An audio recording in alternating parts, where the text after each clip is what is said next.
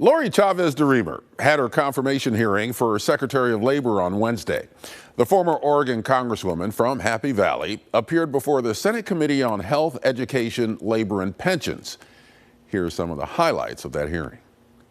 If confirmed, my job will be to implement President Trump's policy vision, and my guiding principle will be President Trump's guiding principle, ensuring a level playing field for businesses, unions, and most importantly, the American worker. Chavez-DeRemer immediately addressed the elephant in the room, her past support of a bill that would have made it easier for workers to organize. I know there has been a lot of conversation about my support of the PRO Act. Like President Trump, I believe our labor laws need to be updated and modernized to reflect today's workforce and the business environment. As a member of Congress, the PRO Act was the bill to have those conversations. Conversations that matter deeply to the people of Oregon's 5th Congressional District. I recognize that that bill was imperfect, and I also recognize that I am no longer representing Oregon as a lawmaker. Senator Rand Paul of Kentucky zeroed in. He said before the hearing that he would not support Chavez-DeRemer since he's a proponent of right-to-work states where workers can choose not to pay union dues or join a union. The right to work is a fundamental tenet of labor laws, where states have a right to choose if they want to be a right-to-work state, and that should be protected. PRO Act would have overturned that. Yes, thank you, Senator. I signed on to the PRO Act because I was representing Oregon's 5th District, but I also signed on to the PRO Act because I wanted to be at that table and have those conversations. But I fully, fairly, and support states who want to protect their right to work. I have said that to every senator that I have visited So you with. no longer support the aspect of the PRO Act that would have overturned state right-to-work laws? Yeah, there were so many parts. That's a yes? Yes. Yes, sir. No more questions. Senator Bernie Sanders of Vermont. Federal minimum wage is $7.25. State after state has voted to raise the minimum wage. Somehow we can't do it here in Washington. 20 million workers are making less than $15 an hour. Do you support raising the minimum wage to a living wage? Ranking Member Sanders, you know that that is an issue for Congress to determine and raising the minimum wage. As the Secretary of Labor, I cannot weigh in on that. That's determined by Congress. If they want to negotiate that, I will fully and fairly enforce the law as a Labor Secretary, if you all so choose, and give you whatever data possible to make that decision as members of Congress. Well, I understand that Congress makes the law, but you have an opinion, and you will be the leading advocate for workers if you are confirmed. Question, if you were sitting where I'm sitting, would you vote to raise the minimum wage to a living wage? Well, I'm not sitting where you're sitting hypothetically. I used to, but not any longer.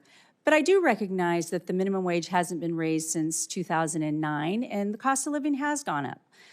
But again, I cannot sit here and determine what that wage will be fully and fairly. I will enforce the law, but it will be up to Congress to determine because that is not in the purview of the Secretary of Labor. The toughest questioning came from Washington State Senator Patty Murray, Vice Chair of the Senate Appropriations Committee. She asked if Chavez-DeRemer would break the law if the president asked her to.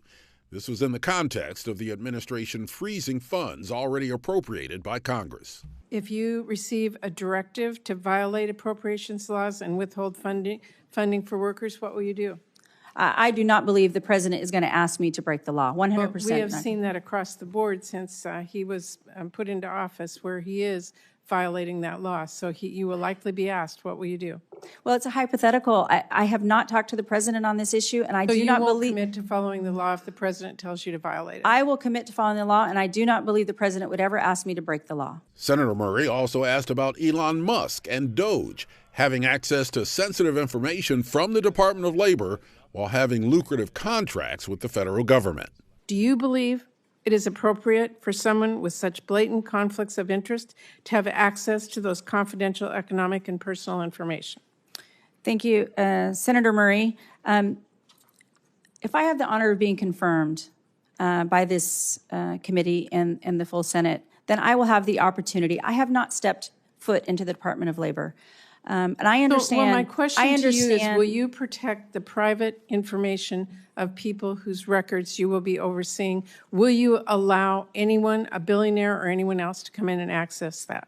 again, because I have not been confirmed. I only see the reports that everybody else has seen. I have not been read into that. If confirmed, I will, if confirmed. You're not answering the question. If confirmed, I will support the Department of Labor. I think it's important to support the Department of Labor, but I have not been. Will you support the private information that you will be overseeing? Will you protect that? I would protect the private information. On this issue, I have not been privy to those conversations with the president. I have seen that, and if confirmed, I commit to you that I will always protect the Department of Labor and those issues.